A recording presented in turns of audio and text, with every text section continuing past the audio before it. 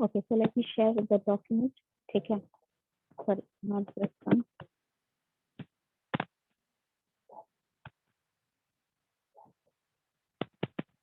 Yes, rule number 25 तक अगर हम लोग कर चुके थे, तो रूल नंबर 25 में हम बच्चों के लिए दोबारा रिपीट कर देती हूँ जो लास्ट क्लास अच्छे से नहीं सुन पाए थे।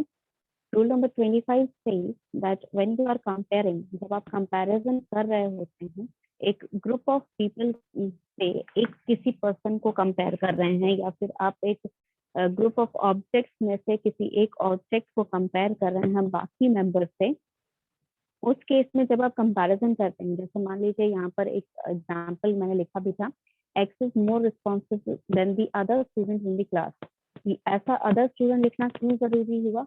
क्योंकि आपके जितने भी क्लास के स्टूडेंट है, अगर मैं कहूँ कि X is more responsive than the students in the class, तो यहाँ पर कहने का मतलब ये हुआ कि स्टूडेंट्स इन द क्लास में तो एक्स भी इंक्लूडेड है। ठीक है, आपके अगर क्लास का कोई स्टूडेंट है एक्स नाम का, उसको अगर मैं बाकी स्टूडेंट से कंपेयर करना चाहती हूँ, तो मुझे कंपैरिजन के टाइम में जो मैं स्टेटमेंट फॉर्म करूंगी, उस स्टेटमेंट में मुझे बाकी स्टूडेंट में, यानी कि जब मैं कंपैरिजन कर रही हूँ एक्स का बाकी स्टूडेंट से, तो बाकी स्टूडेंट्स में से मुझे एक्स को निकालना होगा।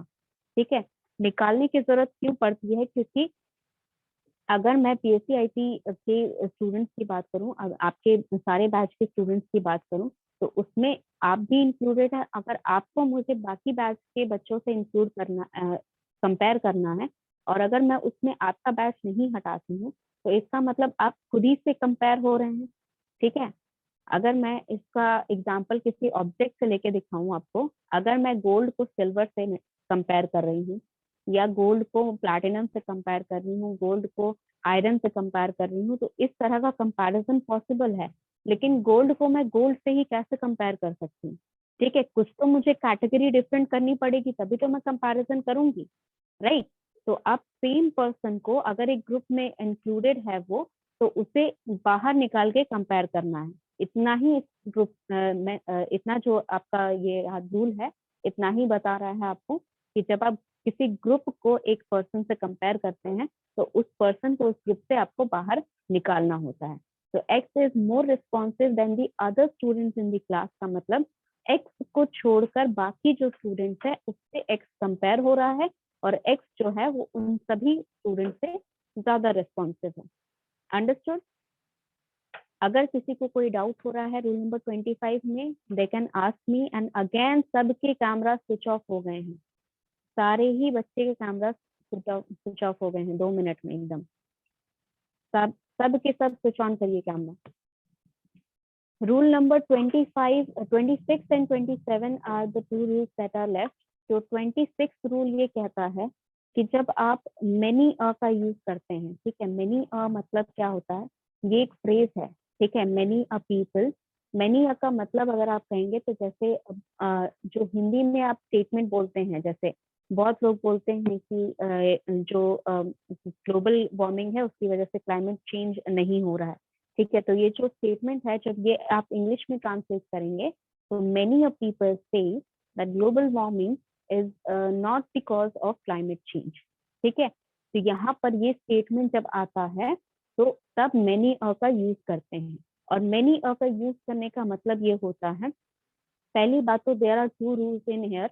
जब भी आप मेनी अ वाला फ्रेज यूज करते हैं, आप उसके साथ जो नाउन लगाएंगे, ठीक है, नाउन हमेशा आपका आता है कॉमन नाउन, और कॉमन नाउन वो जो यहाँ पर लगेगा वो हमेशा प्लूरल में लगता है, यानी कि many a people, people plural में है। Many a student, students plural में है। Many a kids, kids plural में है। हमेशा यहाँ पर मेनी अ के साथ जो फ्रेज में कॉमन नाउन लगा है वो प्लूरल में लगेगा। लेकिन जो आपका वर्ब यूज होगा, जैसे मैंने जो अभी स्टेटमेंट कहा, many people says that global warming is not because of climate change. तो यहाँ पर मेनी पीपल सेज क्यों आया? सेज यानी कि एस वाला जो फॉर्मेट होता है वो आप सिंगुलर सब्जेक्ट के लिए लगाते हैं। तो यही आपका रूल नंबर 26 है कि मेनी अ वाला फ्रेज है, मेनी अ वाला जो फ्रेज है उसके साथ आप भले कॉमन नाउन जो लगा रहे हैं वो प्लूरल है, लेकिन वर्ब जो लगा रहे हैं वो हमेशा सिंगुलर रहता है। ऐसा क्यों होता है? क्योंकि मान लीजिए जब आप बोलते हैं कि वो लोग जो सोचते हैं कि ग्लोबल वार्मिंग की वजह से क्लाइमेट चेंज नहीं हो रहा है, उनका क्या केस होता है, उनका केस ये होता है कि उनको हम एक ग्रुप में डाल देते हैं, ठीक है, उनको एक यूनिट में हम डाल देते हैं कि मान लीजिए 15 लोग कह रहे हैं या 20 लोग कह रहे हैं या 30,000 लोग कह रहे हैं कि ग्लोबल वार्मिंग जो है वो कारण नहीं है क्लाइमेट चेंज का। तो उन 20,000 लोगों को हम एक यूनिट में डालकर उसे सिंगुलर आइडेंटिटी की तरह ट्रीट करके बाकी का सेंटेंस फॉर्म करते हैं, क्योंकि वो सभी एक ही चीज कर रहे हैं। तो यहाँ पे क्या हो जाता है, कलेक्टिव नाउन वाला रूल लग जाता है, उसे हम एक कलेक्टिव ग्रुप ले लेते हैं और एक ही ग्रुप को हम यहाँ पर सेंटेंस बना रहे हैं एक ही ग्रुप को लेकर। तो जब एक ही ग्रुप एक साथ मिलके कोई काम करता था तो कलेक्टिव नाउन में हम उसे सिंगुलर लेते थे। तो सिमिलर केस में यहाँ पर मेनी अ किड्स या many a students, many a people वाला जो फ्रेज हो जाएगा उसमें जितने भी लोग इंक्लूडेड हैं, मेनी अ का मतलब यहाँ पर आपको एग्जैक्ट नहीं पता है कि कौन लोग इंक्लूडेड हैं और उनका कोई ग्रुप फॉर्म ऑलरेडी नहीं हुआ है, जैसे जूरी होता है तो जूरी वहां पर आपको ऑलरेडी पता है कि यही लोग हैं जो इस केस में जूरी रहेंगे, ठीक है। लेकिन यहाँ पर मेनी वाला फ्रेज है, इसके साथ जो भी लगा है आपको एग्जैक्ट नंबर नहीं पता है, इसी केस के लिए यहाँ पर मेनी वाला फ्रेज यूज होता है और इसे हम एक कलेक्टिव नाउन के सिंगुलर आइडेंटिटी की तरह ट्रीट करके आगे का सेंटेंस जो है वो सिंगुलर नाउन या सिंगुलर सब्जेक्ट की तरह फॉर्म करते हैं। दैट इज वाई यहाँ पर जो सेंटेंस होगा many kids are drowned in river is the correct statement, ठीक है। many kids were drowned in the river नहीं होगा, ठीक है। अगर रूल नंबर 26 में कोई भी डाउट है you can raise your hand और write it in the chat box. Rule number 26 में किसी को भी कोई डाउट है, क्यों यहाँ पर many kids लिखा जाता है और क्यों उसके साथ यहाँ पर was लिखा गया है। रीड रूल नंबर 26, पढ़िए अच्छे से, जो समझाया उसे याद करिए, अभी जो बोला मैंने क्या बोला वो याद करिए। अगर तब भी डाउट हो रहा है तो हैंड रेज कर लीजिए या फिर चैट बॉक्स में लिख दीजिए।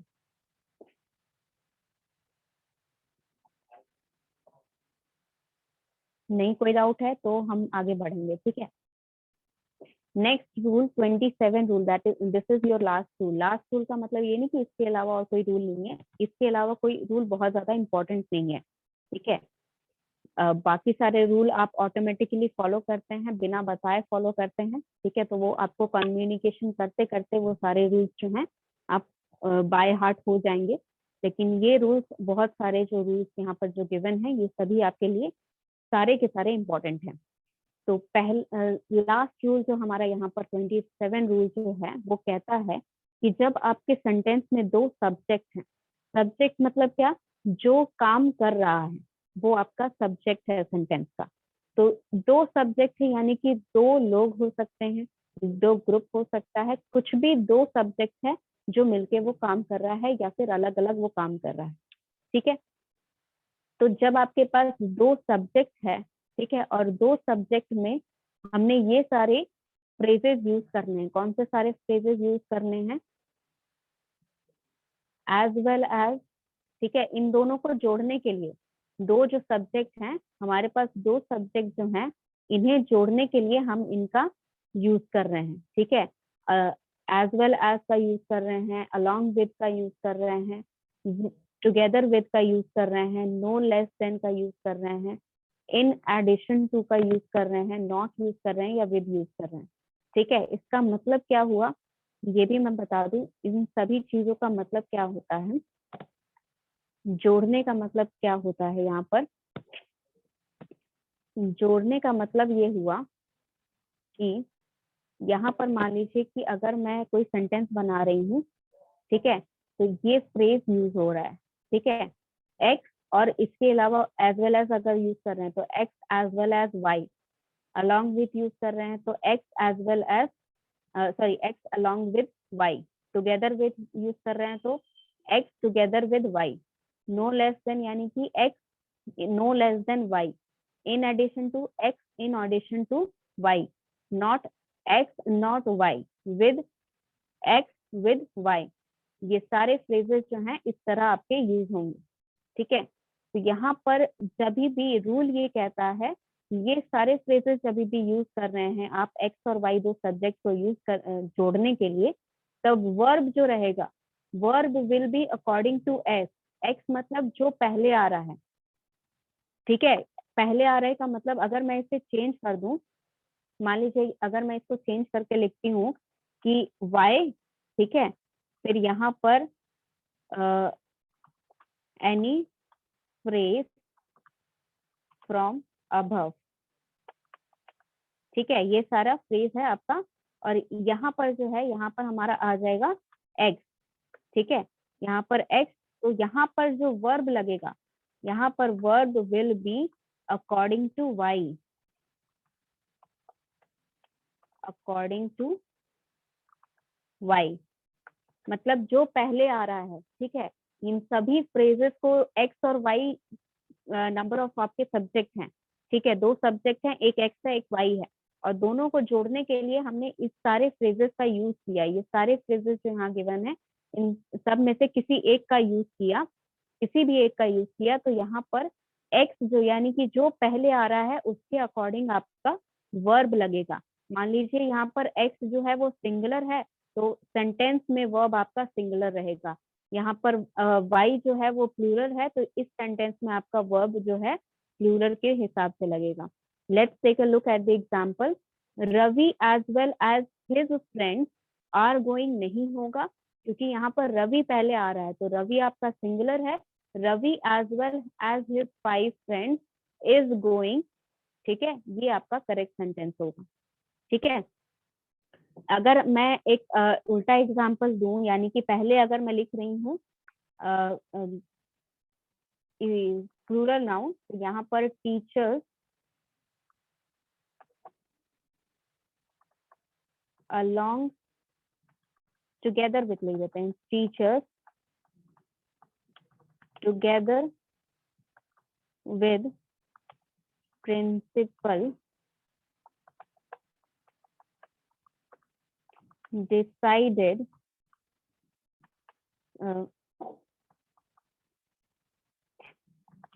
decided to not take classes। तो यहाँ पर प्रिंसिपल आपका सिंगुलर है, ठीक है, लेकिन टीचर्स यहाँ प्लूरल है, तो प्लूरल के हिसाब से आपका बाकी का सेंटेंस जो है हैव डिसाइडेड नहीं होगा, हैज डिसाइडेड होगा, ठीक है। हैज डिसाइडेड लगेगा क्योंकि टीचर, सॉरी, हैव डिसाइडेड लगेगा। टीचर्स आपका प्लूरल है तो हैव डिसाइडेड लगेगा। अगर सिंगुलर रहता है, जैसे रवि के लिए यहाँ पर इज यूज हुआ है, तो टीचर्स के लिए, टीचर प्लूरल है तो यहाँ पर they have decided not to take class. Even though principal यानी कि singular person is included with that, with this with the teachers, but still यहाँ पर आपका जो sentence है it is according to the first noun or first subject that is mentioned in the sentence. I hope I am clear. Rule number 27 सबको clear हो गया? किसी को भी कोई डाउट रूल नंबर 27 में? Yes Ravi. Repeat ma'am. Repeat कर दे, अच्छा रिपीट कर देते हैं इसको। रूल नंबर 27 ये कहता है कि जब हम ये सारे फ्रेजेस यूज करते हैं, ठीक है, ये सारे फ्रेजेस जब यूज करते हैं, एज वेल एज, ठीक है, या फिर अलोंग विद, या फिर together with, no less than, in addition to, not, with, इन सभी को यूज करके हमने दो सब्जेक्ट, ठीक है, दो सब्जेक्ट जहां पर एक प्लूरल हो सकता है, एक सिंगुलर हो सकता है, दोनों सिंगुलर हो सकते हैं, दोनों प्लूरल हो सकते हैं, ठीक है, वो आपको नहीं पता है कि कौन सा कैसा है। आपको सिर्फ इतना पता है कि दो सब्जेक्ट, यानी कि यहाँ पर एक्स है और वाई है, दो सब्जेक्ट है। एक्स हो सकता है सिंगुलर हो, वाई हो सकता है प्लूरल हो सकता है एक्स प्लूरल है, वाई सिंगुलर है, हो सकता है दोनों ही सिंगुलर है, दोनों ही प्लूरल है, कुछ भी हो सकता है। और उन सब को यूज करके, यानी कि इसमें से कोई एक, ठीक है, नॉट यूज कर लिया, अलोंग विद यूज कर लिया, या फिर टुगेदर विद यूज कर लिया, कोई भी एक फ्रेज यूज करके आपने सेंटेंस बना रहे हैं इन दोनों सब्जेक्ट को जोड़कर। तो यहाँ पर जो वर्ब लगेगा, चाहे वो हेल्पिंग वर्ब हो चाहे मेन वर्ब हो, वो वर्ब आपका पहला वाला जो सब्जेक्ट है, ठीक है, जैसे यहाँ पर एक्स पहले है तो एक्स के अकॉर्डिंग लगेगा। एक्स अगर सिंगुलर है तो वर्ब सिंगुलर वाला लगेगा, एक्स अगर प्लूरल है तो वर्ब भी प्लूरल वाला लगेगा। डजंट मैटर कि वाइज सिंगुलर है चाहे प्लूरल है, इससे कोई मतलब नहीं है इसका। इसका मतलब वर्ब का मतलब सिर्फ पहले वाले सेंटेंस के पहले वाले सब्जेक्ट से है, दूसरे वाले सब्जेक्ट पे इसका ध्यान नहीं जाएगा। ठीक है, तो एग्जाम्पल में जैसे यहाँ पर पहले ये लिखा गया है, यहाँ पर लिखा गया है पहले singular, Ravi as well as his 5 friends, 5 friends plural हो गया। ठीक है, तो इससे इसको मतलब नहीं रह गया, इससे किसको मतलब है, रवि से ही मतलब है, तो Ravi as well as his 5 friends is going. ठीक है, तो ये रवि के लिए ही इसने सेंटेंस बनाया। Teachers together with principal have decided, ठीक है, teachers together with principal have decided to not take classes. ठीक है, तो यहाँ पर प्रिंसिपल आपका सिंगुलर है, लेकिन इसको कोई मतलब ही नहीं है इसको, क्योंकि ये दूसरा वाला सब्जेक्ट है, पहला वाला सब्जेक्ट आपका टीचर्स है, तो उसी के हिसाब से यहाँ पर सेंटेंस बनेगा। ठीक है, yes ma'am, okay. Okay, anyone else? और कोई स्टूडेंट जिसको कोई डाउट है किसी भी यहाँ पर नाउन में? अगर आपको कोई भी डाउट है, जो भी नाउन अभी तक मैंने पढ़ाए रूल्स में, ठीक है, किसी भी तरह के रूल में अगर आपको कोई डाउट है तो यू कैन आस्क मी। ठीक है, अभी हमारे पास बहुत टाइम है, तो we can either discuss the doubts that you have और we can discuss the questions. जो आपके असाइनमेंट क्वेश्चंस हैं ये डिस्कस कर सकते हैं। और इन असाइनमेंट क्वेश्चन को कैसे बनाना है ये मैं पहली बात बता दूं। जितने भी क्वेश्चन है, ये फाइल जो है ये वर्ड फाइल है। ठीक है, ये मैं आपको वर्ड फाइल के फॉर्मेट में ही ग्रुप में सेंड करूंगी। तो आपको अगर आपके पास सिस्टम है तो वहां पर डायरेक्टली कॉपी कर लीजिएगा, तो वहां पर वर्क करना ज्यादा आसान होगा आपको। अगर सिस्टम नहीं है, मोबाइल में ही आपको काम करना है, तो मोबाइल में वर्ड का एक ऐप डाउनलोड कर लीजिएगा, या तो MS वर्ड डाउनलोड कर लीजिए या VPS डॉक्यूमेंट डाउनलोड कर लीजिए, what ever is working for your word file. ठीक है, उसमें डाउनलोड करके आप क्या करेंगे, ये फाइल जो डाउनलोड करके ये जितने एक्सरसाइज के क्वेश्चन हैं इसको कॉपी करके और एक प्लेन फाइल जो क्लीन फाइल है, न्यू फाइल में आप कॉपी करके पेस्ट करेंगे ये सारे क्वेश्चन। ठीक है, ये क्वेश्चन जो है इन सभी को आप कॉपी करके वहां नए फाइल में पेस्ट करेंगे। ठीक है, आंसर कैसे लिखना है, मान लीजिए ये पहला है क्वेश्चन, इसके नीचे इस तरह से आंसर 1, इस तरह से करके नीचे आंसर लिखना। ठीक है, अगर आप चाहें तो आंसर पता लगाने के लिए कि आंसर है, मान लीजिए आपको आंसर 1 2 करके नहीं लिखना है, तो उसके लिए भी एक ऑप्शन है, आप कलर चेंज कर सकते हैं इसका। ठीक है, नीचे जो सेंटेंस लिखेंगे उसे ग्रीन कलर में कर दीजिएगा। ठीक है, सारे आंसर ग्रीन कलर में आपके होंगे, फिर जितने भी क्वेश्चन है सभी के ग्रीन कलर के रहने चाहिए आंसर। अगर मान लीजिए ये सेंटेंस आप अपने में ही करेक्ट है और आपको दोबारा रिपीट नहीं करना है, तो इसको ग्रीन कलर कर दीजिएगा। ठीक है, मतलब ये सेंटेंस अपने आपस में ही करेक्ट है। अब कितने टाइप के क्वेश्चन है, 3 तरह के आपके क्वेश्चन है यहाँ पर। पहले जो ये 10 क्वेश्चन है, इन 10 सेंटेंसेस में कुछ एरर हो सकता है, जरूरी नहीं है कि सारे सेंटेंस गलत है, जरूरी नहीं है कि सब में एरर है, कुछ सेंटेंसेस में एरर है। कौन से सेंटेंस में एरर है वो फाइंड आउट करना है और उसका क्या करेक्ट सेंटेंस होगा। ठीक है, जैसे यहाँ पर एक सेंटेंस है, I met him several time last month, ये आपका सेंटेंस है। अगर इसमें कुछ एरर है तो उसको सही करके नीचे सही सेंटेंस, पूरा sentence I met him several time last month वाला पूरा सेंटेंस नीचे लिखकर सही करके क्या सही होना चाहिए वो लिखकर पूरा सेंटेंस लिखना है। ठीक है, सेकेंड टाइप ऑफ क्वेश्चन है आपका 11, 12 एंड 13, यही तीनों क्वेश्चन है। यहाँ पर 3 ऑप्शन गिवन है सही गलत के लिए। ठीक है, तीनों सेम सेंटेंस, सिमिलर सेंटेंस है, सेम नहीं सिमिलर सेंटेंस है, और तीनों में से कौन सा सबसे सही सेंटेंस है वो चूज करना है। या तो आप यहाँ टिक मार्क कर सकते हैं, ABC जो भी ऑप्शन सही है उसको टिक मार्क करके सेंड कर दीजिएगा, या फिर इसका कलर चेंज कर दीजिए, ग्रीन कलर कर दीजिए अगर सही आंसर है, या जो भी कलर आप चूज कर रहे हैं, लेकिन कलर सेम रहना चाहिए सबका, अलग अलग नहीं। ठीक है, नेक्स्ट जो क्वेश्चन है 15 नंबर से लेके लास्ट तक जितना भी आपका क्वेश्चन है सारे क्वेश्चन सेम है। ठीक है, फिर 14 नंबर क्वेश्चन से लेकर सारे नीचे आपके सेम क्वेश्चन है। इसमें क्या है, आपका सेंटेंसेस को 4 भाग में डिवाइड कर दिया गया है। ठीक है, आपका एक सेंटेंस है उसको 4 पार्ट्स में डिवाइड किया दिया गया है, A B C and D. ठीक है, जहां पर नो एरर है, जहां पर कोई एरर नहीं है, वहां पर आपका ऑप्शन ई चूज करना है आपको। ठीक है, अगर मान लीजिए कि यहाँ पर बी ऑप्शन में गलती है, ठीक है, तो या तो आप नीचे आंसर 16 करके ऑप्शन बी लिख सकते हैं, या फिर मान लीजिए मैंने यहाँ इस तरह ऑप्शन बी को सिलेक्ट किया और रेड कर दिया। ठीक है, या फिर अगर रेड नहीं करना चाहते हो तो ग्रीन कर दिया, और ये ब्लू हो गया, ग्रीन कर दिया। ठीक है, इस तरह से आप कलर चेंज करके इस तरह से बता सकते हैं कि आपका कौन सा आंसर सही होगा।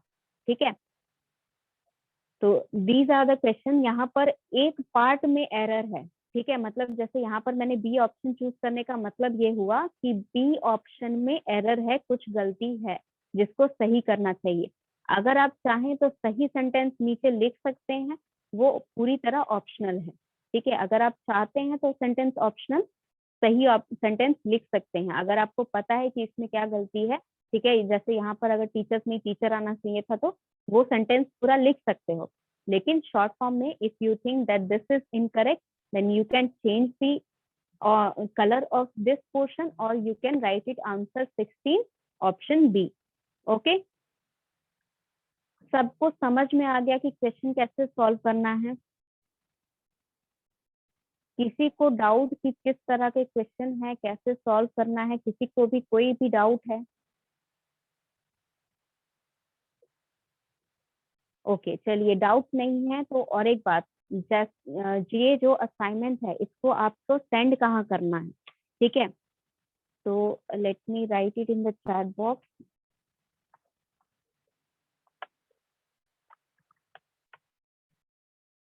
My voice is not clear, repeat कर दे, नेटवर्क इश्यू की वजह से हो रहा था। 1 मिनट हो गई, अभी रिपीट कर देते हैं।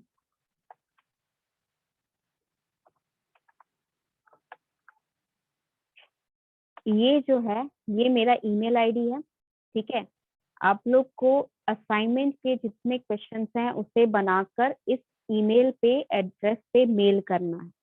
ठीक है, जो असाइनमेंट के क्वेश्चन हैं उन सभी को आपको बनाकर इस ईमेल एड्रेस पे वो फाइल सेंड करनी है, अटैचमेंट करने, उस मेल पर अटैचमेंट भेजनी है। ठीक है, सब्जेक्ट जो रहेगा आपका, जो ईमेल आएगा मेरे पास, उसका जो सब्जेक्ट रहेगा, ठीक है, सब्जेक्ट में क्या करना है आपको? सब्जेक्ट में नेम लिखना है, रोल नंबर लिखना है, बैच लिखना है और ईयर लिखना है। ठीक है, ये चीजें आपको यहाँ पर मेंशन करनी है अपने सब्जेक्ट में। जब आप ईमेल में मुझे वो फाइल भेजेंगे, इस ईमेल एड्रेस पे ये फाइल भेजनी है। ठीक है, जो akanksha@cmesh.in, सब्जेक्ट जो है उसमें आपका नेम रहना चाहिए, रोल नंबर रहना चाहिए, बैच रहना चाहिए और ईयर। ये चारों चीजें आपके सब्जेक्ट में रहनी चाहिए। क्वेश्चन जो है आपके, क्वेश्चन आपको मैंने पहले ही बताया है, ये सारे क्वेश्चंस को कॉपी करके या कट करके आपको एक अलग वर्ड फाइल में कॉपी करना है। ठीक है, वहां पेस्ट करना है, फिर वहां से जितने भी आंसर्स हैं, ठीक है, आंसर को किस तरह, इसके सही आंसर, जो सेंटेंस में गलती है वो फाइंड आउट करके नीचे सही सेंटेंस लिखना है, पूरा का पूरा सेंटेंस नीचे सही लिखना है। ये ऑप्शनल है, तो या तो आप टिक कर सकते हैं ABC में से कौन सा ऑप्शन सही है, या फिर आप उस ऑप्शन का, मान लीजिए बी ऑप्शन सही है तो यहाँ पर इसका मैंने ग्रीन कलर कर दिया, इसको इस तरह करके आप छोड़ सकते हैं। ठीक है, नेक्स्ट, ये जो टाइप के क्वेश्चन है, ये आपका एक sentence, one sentence is divided into 4 parts, A, B and C and D. A, B, C and D. 4 parts your sentence is divided. Find out which part of the sentence contains grammatical error. Grammatical error किस part of sentence में है वो find out करनी है। उसका नाम आप यहाँ नीचे लिख करके answer 15 option B, C, A, D जो भी आपको लिखना है वो लिख सकते हैं। या फिर इस ऑप्शन को अगेन कलर कर दीजिए, या फिर आप पूरे सेंटेंस को दोबारा यहाँ पर रिपीट करके लिख सकते हैं सही सेंटेंस क्या होना चाहिए। ठीक है, तीनों ऑप्शन आपके पास हैं, you can solve in any way you want. ये फाइल जो है ये आज मैं आपको अभी सेंड कर दूंगी आफ्टर योर क्लास। ठीक है, हाफ एन आवर में इसमें कुछ करेक्शन करने हैं। ये जो जितने भी रूल हैं इनके कम से कम 5 एग्जाम्पल्स मैं आपको दूंगी। जब ये फाइल आपके पास सेंड करूंगी तो 5 एग्जाम्पल्स मैं आपको दूंगी हर एक चीज का, हर एक रूल का। जैसे यहाँ पर 5 एग्जाम्पल मैंने दिए हुए हैं, तो उसी तरह सारे रूल में हर एक टाइप का आपका 5 एग्जाम्पल रहेगा। ठीक है, और उसके बाद आपको जो यहाँ पर एक्सरसाइज है उसमें भी कुछ करेक्शन करना है। ठीक है, यहाँ पर कुछ एक्सरसाइज को मैं यहाँ पर डायरेक्शन जो है ये लिख के भेजूंगी कि किस तरह आपको सॉल्व करना है, कौन सा क्वेश्चन ये लिख के भेजूंगी। ठीक है, okay, anyone else who is having any doubt? समझ में आ गया एक्सरसाइज कैसे करनी है? और ये असाइनमेंट जमा कब तक करना है? ये असाइनमेंट आपको next Monday, let me look at the calendar, I'll give you the exact date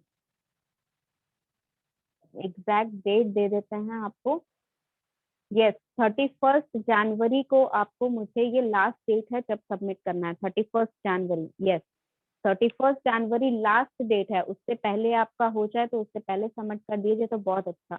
28 तक आप सबमिट कर सकते हैं बहुत अच्छे से। ठीक है, 28 के बाद आपके पास 2 दिन और हैं। 31 तक अगर मेरे पास नहीं आया तो फिर मैं एक्सेप्ट नहीं करूंगी और आपके नंबर नहीं चढ़ेंगे उसमें MRQ में। ठीक है, this is your monthly assignment and this is how you are going to submit. ठीक है, अभी मैं एक्चुअली एक काम करती हूँ, मैं लास्ट डे 28 ही रखती हूँ, क्योंकि अगर किसी का डिले किसी भी वजह से हो जाता है फिर वो 31 के बाद कोई मतलब नहीं होता है सबमिट करने का, then you are going to another month. ठीक है, तो अभी मैं लास्ट डेट आपका 28 ही रखती हूँ, that is more than enough. जो भी डाउट रहेगा वो आप क्लियर अप कर सकते हैं नेक्स्ट क्लास। और जो भी आपका क्वेश्चंस में भी अगर कोई डाउट है कि कैसे सॉल्व करना है, डायरेक्शन में लिख के भेजूंगी, जैसे सॉल्व करना है वो बता के वहां पर लिख के भेजूंगी, लेकिन फिर भी अगर डाउट है तो नेक्स्ट क्लास फिर पूछ लेना। ठीक है, आंसर मत पूछना, आंसर आपको खुद से ही करना है। ठीक है, एनी मोर डाउट? और किसी को कोई भी डाउट है किसी भी चीज से रिलेटेड?